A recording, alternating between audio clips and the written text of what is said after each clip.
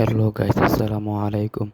Indonesia হতে যাওয়া FIFA Asia cup ভারতের জায়গায় বাংলাদেশে অংশ নিচ্ছে।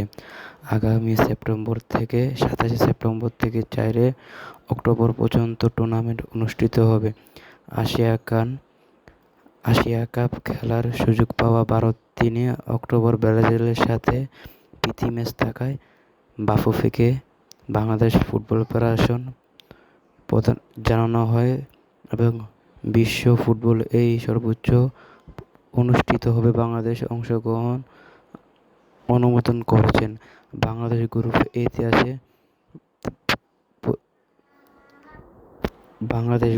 এতে আছে প্রতিপক্ষ ইন্দোনেশিয়া, মালয়েশিয়া ও সিঙ্গাপুর ও বাংলাদেশ। গ্রুপ বিতে টুর্নামেন্টে প্রতি দলে সর্বোচ্চ ম্যাচ খেলবে গ্রুপ। হ্যালো গাইস, আসসালামু আলাইকুম। সবাই কেমন আছেন? আশা করি সবাই ভালো আছেন। তো এদিকে আমাদের অনূর্ধ্ব 20 দলের খেলা শুরু হয়ে গেছে। 60 জনের ক্যাম্প শুরু করেছিলেন ব্রিটিশ কোচ, এখন 41 জনের স্কোয়াড ঘোষণা করলেন।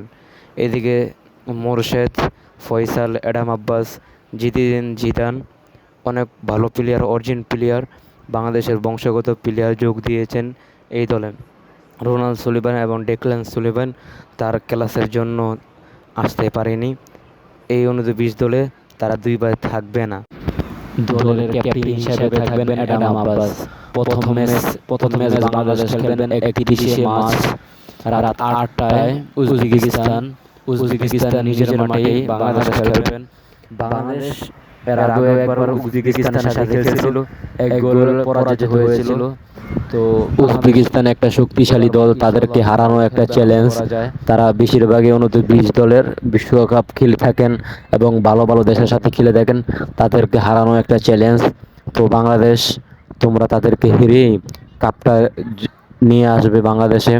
তো বাংলাদেশ গ্রুপ এতে আছে উজবেকিস্তান, সিরিয়া এবং ইন্ডিয়া। এই 3টা ম্যাচ খেলা